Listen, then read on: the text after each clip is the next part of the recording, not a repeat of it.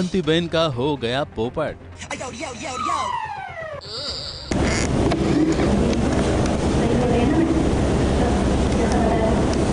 दयावंती मिताली को लेकर आई थी नील के घर। वहाँ मिताली ने कह दिया कि वो है अनन्या और जो अनन्या है वो है अवनी। मैं वो अनन्या बनूं।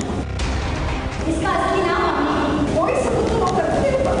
ससुराल वालों ने सबूत मांगा तो मिताली ने जिस पर्स में सबूत रखा था वो खुल ही नहीं रहा था। फिर थोड़ी देर के बाद उसने ये कह दिया कि अवनी और उसकी माँ ने उसका नाम इस्तेमाल करने के लिए पैसे दिए थे। कुछ साल पहले ये और इसकी माँ मेरे पास आए थे। वो बोले कि उनको अपना नाम इसको देना पड़ेगा और अवनी नाम अपने को लेना पड़ेगा। तो फिर दादी ने फिर से सवाल पूछा कि बताओ पैसे कहाँ दिए थे। तो ये सवाल सुनकर मिताली हड़बड़ा गई और दयावंती बहन को ही कह बैठी कि आपने तो नहीं बताया था कि ऐसे वैसे कुछ सवाल पूछे जाएंगे। तो खुल गई दयावंती बहन की पोल और हो गया दयावंती बहन का पोपट। जो भी बता दे। ऐसा ही बोला था बोलने को। कहाँ बोला था? आपका बैंक का पेपर का भी बोलने का है। कैश के बारे में ही बोला था ना। सब नया लाइन शुरू हो गया। आई तो थी अवनी को परेशान करने, उसे ससुराल से निकलवाने, मगर मामला उल्टा ही हो गया।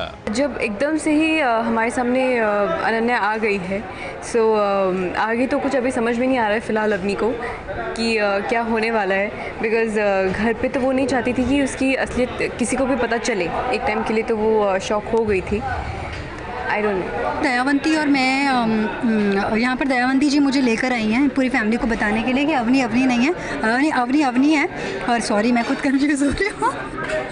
तो अवनी अवनी है, अनन्या मैं अनन्या हूँ। उन्हें लगता है मैं अनन्या हूँ, पर एक्चुअली हम मिताली जो कॉप है और जो नील और अवनी की हेल्प कर रहे हैं। मिताली नील और अवनी के साथ मिली हुई है। भले ही दयावंती बहन उसे लेकर आई हैं, मगर वो दयावंती को ही चुना लगा रही हैं, क्योंकि वो बातें कुछ इस तरह करती है कि दयावंती बहन को भी पता नहीं चलेगा कि ये पुलिस वाली है। अरे ले अपन आ गए ले, अपन अभी अवनी का साथ देंगे, अपन अभी नील का भी साथ देना मांगता है।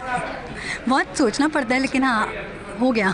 मिताली ने दयावंती बहन को फंसा दिया और दयावंती बहन को घर से धक्के मारने का नील की दादी ने आदेश दे दिया। धक्के मारकर इन्हें घर से बाहर निकाल और इतनी दूर ताकि ये वापस इस घर में आ ना सके।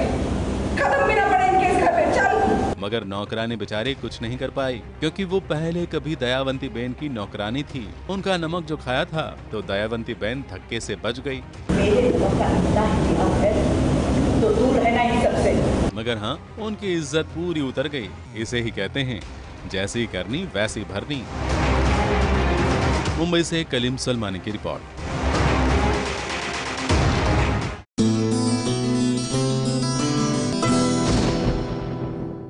ये है एबीपी न्यूज़, आपको रखे आगे।